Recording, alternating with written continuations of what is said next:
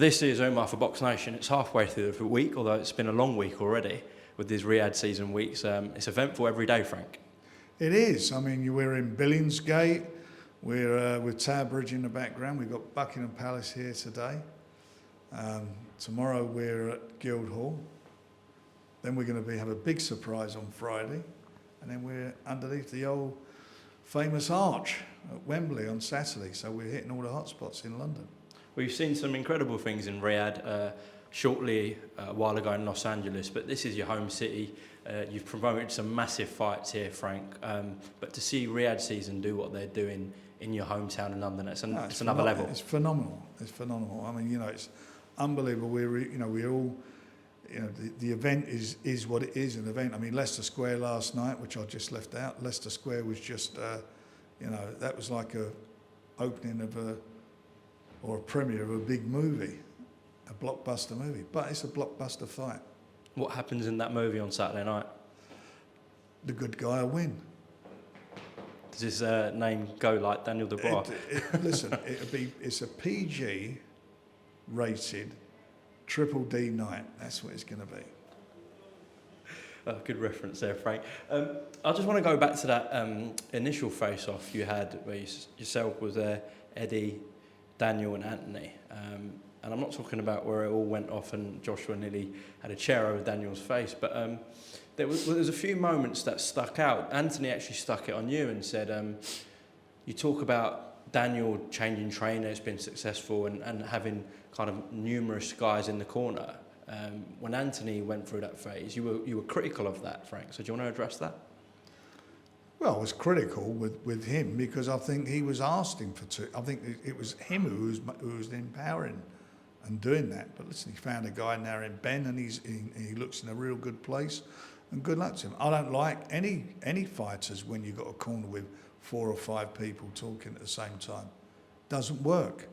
It's confusing. You can't hear all those voices. You need to hear one clear voice that's giving real clear and precise instructions. Were you referring mainly to the Usyk fight at Tottenham, where it was quite confusing with Ron McCracken? Yeah, I mean, but it was what it was, and I think look, he's addressed that, hasn't he, AJ? He's not a fool. He's addressed that issue himself, and that's why he's with Ben.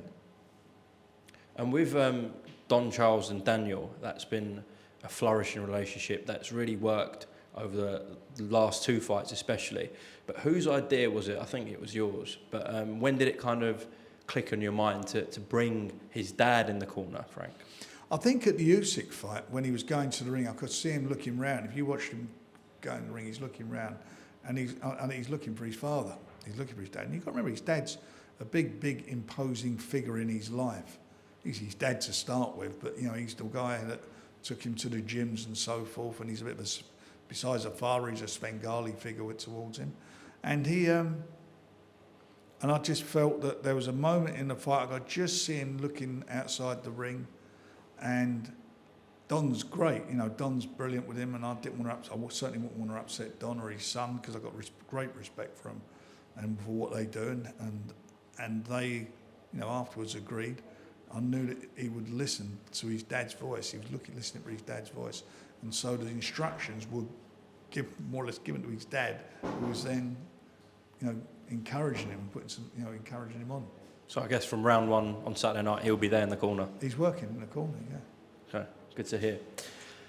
Frank, when you signed Daniel Dubois, it was triggered by what you'd heard had happened in Sparring with Anthony, and it's led to a fantastic relationship with yourself and Daniel over the years. Daniel actually doesn't want to fully address what happened, and I understand why, considering what happened in the Hrgovic fight, where the roles were reversed. But surely you can tell us something that happened in that spot. I know you weren't there. I weren't there. But if you signed the fight, you must know something. I was told from a very good source that he knocked him over. That's what I was told. And he's a young kid. He was 17, because he weren't old enough to turn pro. And that's what I heard. And I think someone came out this week and said something, but who was there? But the fact of the matter is, that happened then. That was that's a long time ago. It's 10 years ago. He's 27 now. But what I like about that is AJ's no fool. He knows he can hurt him. I mean, he knows Daniel can hurt him. He knows Daniel's got power. So he'll remember that. But Daniel didn't say anything. And regarding Hrgovic, again, I spoke to Martin about it, Martin Bowers. He said they didn't spar once, they sparred about 4 times. He said they were very, very hotly and fiercely fought sessions. Very, very, he said they were really tough for both the fighters. So just to clarify, you heard that Daniel just dropped him once in sparring, is that correct? That's what I heard. Okay. And psychologically, you've referred to it there, but you believe that that might play on Joshua's mind? I don't know where it will. He knows he can punch. There's no doubt about that. He sat at ringside and watched him with Hrgovic. And I think he was there for Babe Miller fight. Was he there? I'm not sure. Or was he not on the card? He was top in the bill. Sorry, he was top of the bill. But he'd have watched, and the team would have watched, Ben's team would have watched the videos, and they'll obviously be looking and seeing what Daniel's weaknesses are, their perceived weaknesses, and that's the same as like, you know, what our side have done with AJ. I mean, Daniel's, I don't want him to see him taking those right-handers like he did in the Hrgovic fight, but he took them. And Hrgovic is a different type of fighter than AJ. He's a better boxer, I believe.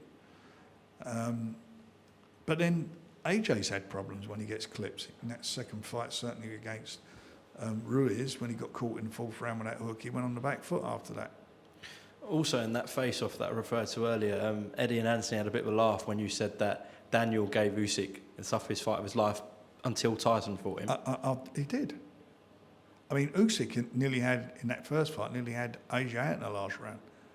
I mean, you know, how I looked at it, he certainly wobbled him in that last round. And he was out jabbing him. He won the fights. He won both the fights. And Usyk's a very, very good fighter. There's no doubt about that. Ask Tyson. He's a good, he's a good quality fighter. But you've got to remember, Daniel went into it. He's gone into his last 3 fights as an underdog. In the 3 fights against 3 undefeated fighters. Better quality opposition than AJ's fought recently. Not knocking AJ. AJ's done what he's had to do. But that's made Daniel a better fighter. And I think he's come out of that Usyk fight, and especially after the conversation we had, and especially watching it back, knowing what he should have done and what he could have done, and he believed, and it's given him a lot of confidence and self-belief, and he's shown that in the last 2 fights. Under Ben Davison, Anthony's work has become, I think, very clean, and you can see he's got him under a regiment and system, and he's listening to him.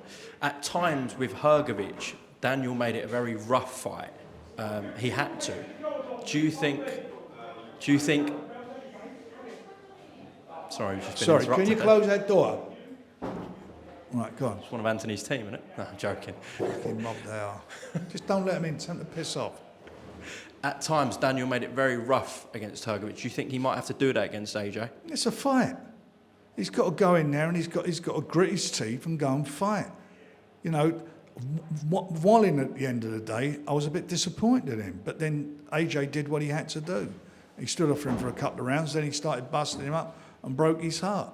And Ngannou, he did against Ngannou what Tyson, I felt, was going to do to Ngannou after a few rounds. But, you know, Ngannou stood square on and he got caught. But this is a fight where Daniel's in with someone who punches hard. He's a boxer. He's got a good jab. He's mobile. He's not a Ruiz who caught, and I'm talking about that rematch where Ruiz was very static in that fight, but he caught him and hurt him, and then he couldn't move. Daniel can move. He catches him, he'll be in trouble. When we've seen Anthony engage, like get up close with Dillian White, White hurt him with a left hook. Andy Ruiz obviously dropped him with a left hook. Do you think that could be a key weapon for Daniel on Saturday, a left hook? He's devastating with both hands. He's a hurtful puncher. And they can both be hit. That's why it's exciting. I'm not knocking AJ. I'm just looking at what it is, what I see. I'm telling how I see. And Daniel, in his last fight, he got caught with too many right hands. He can't afford to let that happen. But it's going to be who's got the best whiskers, who is going to stick to their game plan, who's going to grit their teeth, because that's what this fight's going to be about: gritting your teeth and letting your shots go.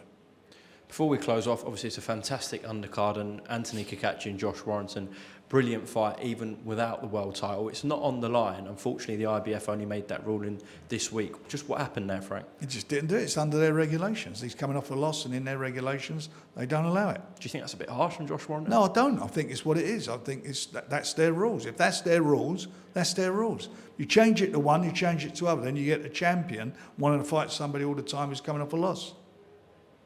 You know, I'd love to see it, and I know people knock the IBF and whatever, but that's their rules. And if you want to fight for their title, you fight under their rules. Frank Warren, thank you very much for talking to BoxNation. We'll see you soon. Pleasure.